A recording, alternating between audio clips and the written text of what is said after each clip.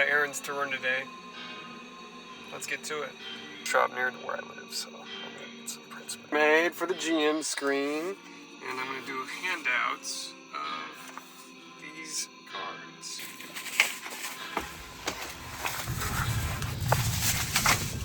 That Walmart was dark. Like, the lights were out in parts of it. It was weird. Also, I think I forgot something, but I don't remember what I needed. Future me here, in a very dark room. I needed lactate, and I still don't have it. I know how to get a car wash, too. Yeah, gotta get the free vacuum, too. Gotta get the free vacuum.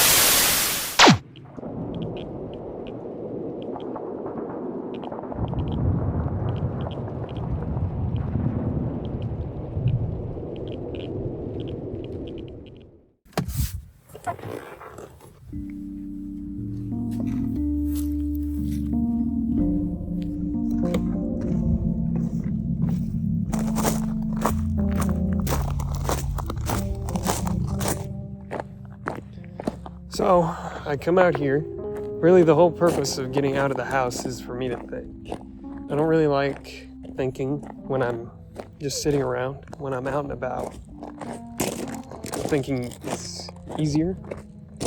I have some of my best ideas while I'm just walking around. Today's November the 13th, and my game starts November the 15th. It's not far away.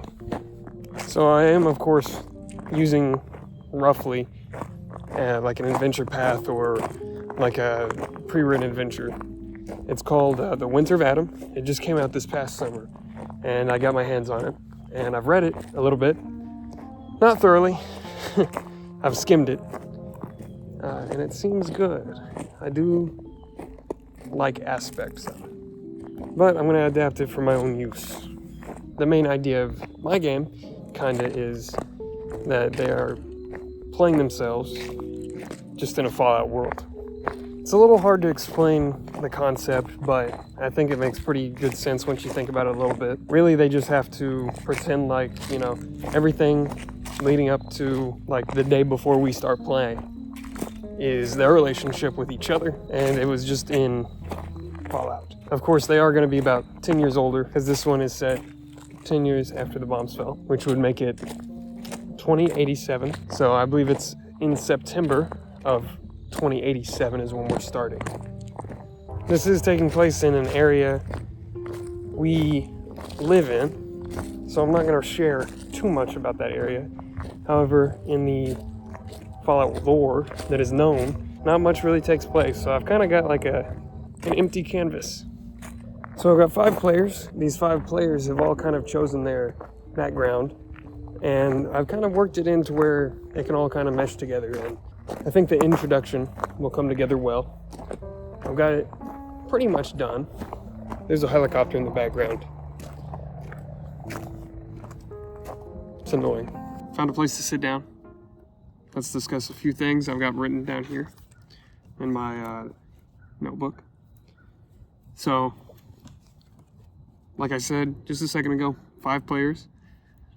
We've got Wade, Jacob, Damien, Luke, and Austin.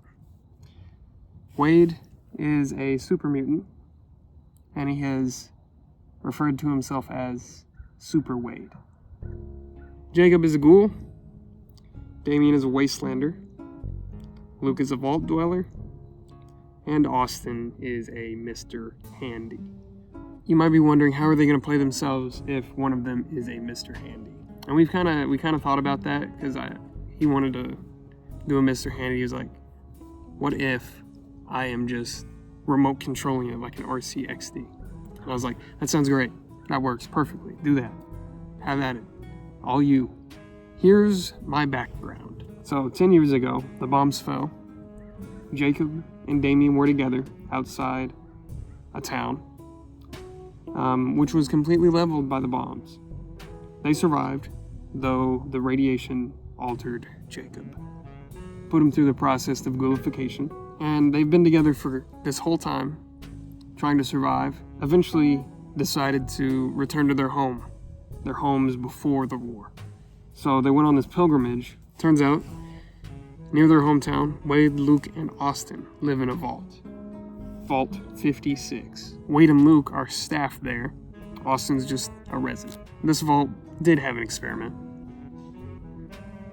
There's 2 squirrels having a battle, like right over there. They are going crazy. Anyway, this vault did have an experiment. Each of the residents were to be exposed to a non-transmissible disease, which they have contracted and have lived with for the past 10 or so years since the bomb fell.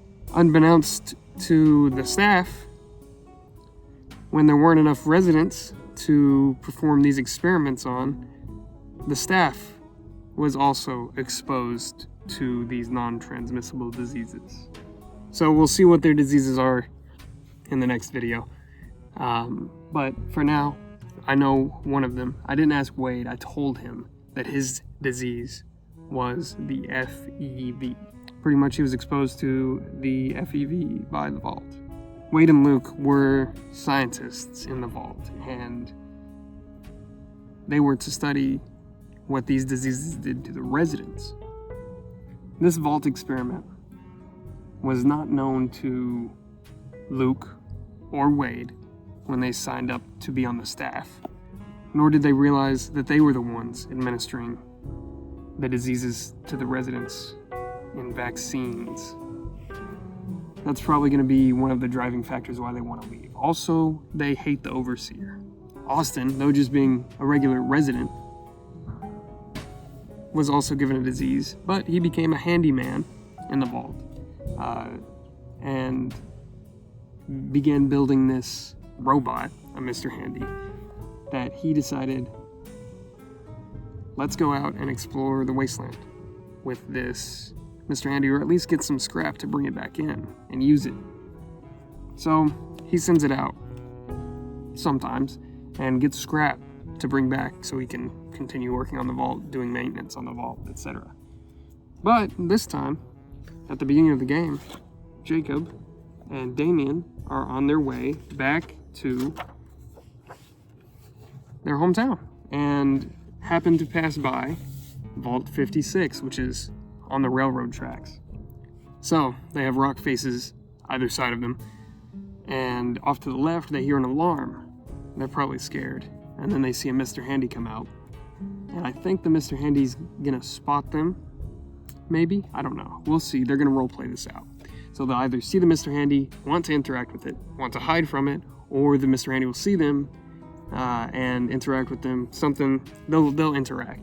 And then they'll realize, hey, we know each other. You know, we were together 10 years ago before the bombs fell. This is great. Another person we know. And then the Mr. Handy can tell them that Wade and Luke are also in the vault. So that will be the way they meet. And since Wade and Luke hate the vault, they hate the overseer, they don't want to work for him, they decide to leave. Austin wants to stay because of the disease he has. Can't really leave. He really needs treatment, I think. Austin will just use his Mr. Handy. And when they leave, the door is sealed behind them. They're all like, wow, this is great, freedom. Well, besides Jacob and Damien, they hate the wasteland. They don't want to live in it. They want to return home and find a community and try and stay alive, you know. But maybe Wade and Luke will experience this. Hey, this is true freedom, you know. We're out of the vault. We don't have the rules to follow. This is, you know, the world is our oyster.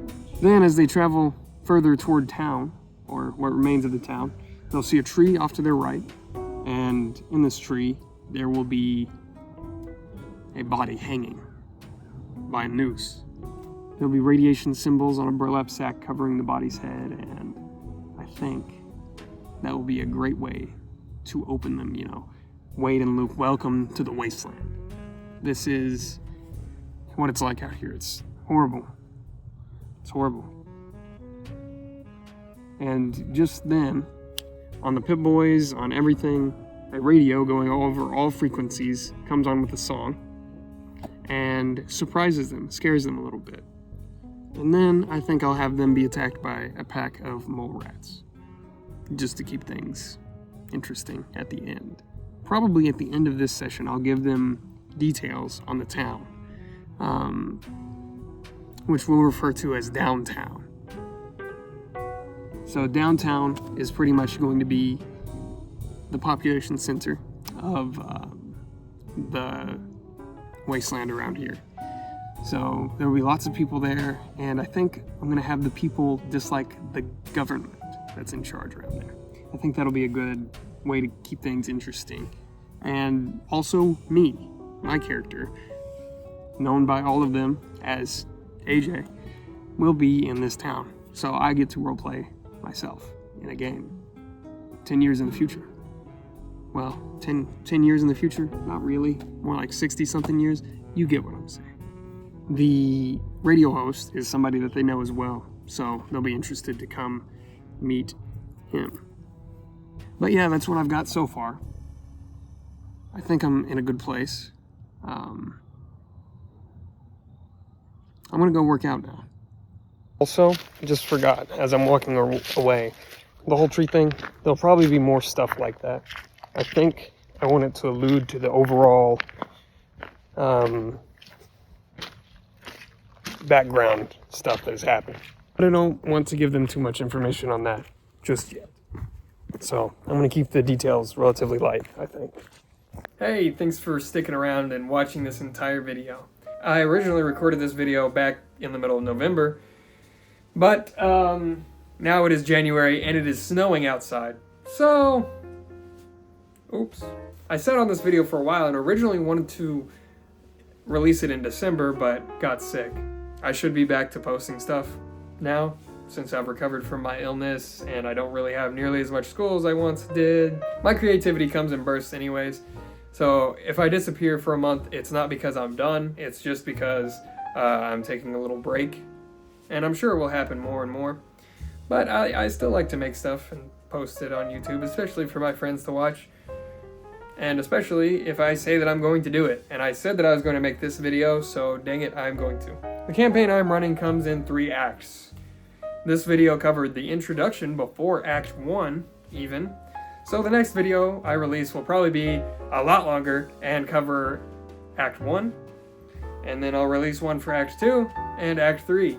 If you have the book, which is called Winter of Adam, then you can kind of just follow along. Expect the next video from this sometime probably in March. For now, like and subscribe to my channel, especially if you like this video or want to watch how I deal with the Winter of Adam.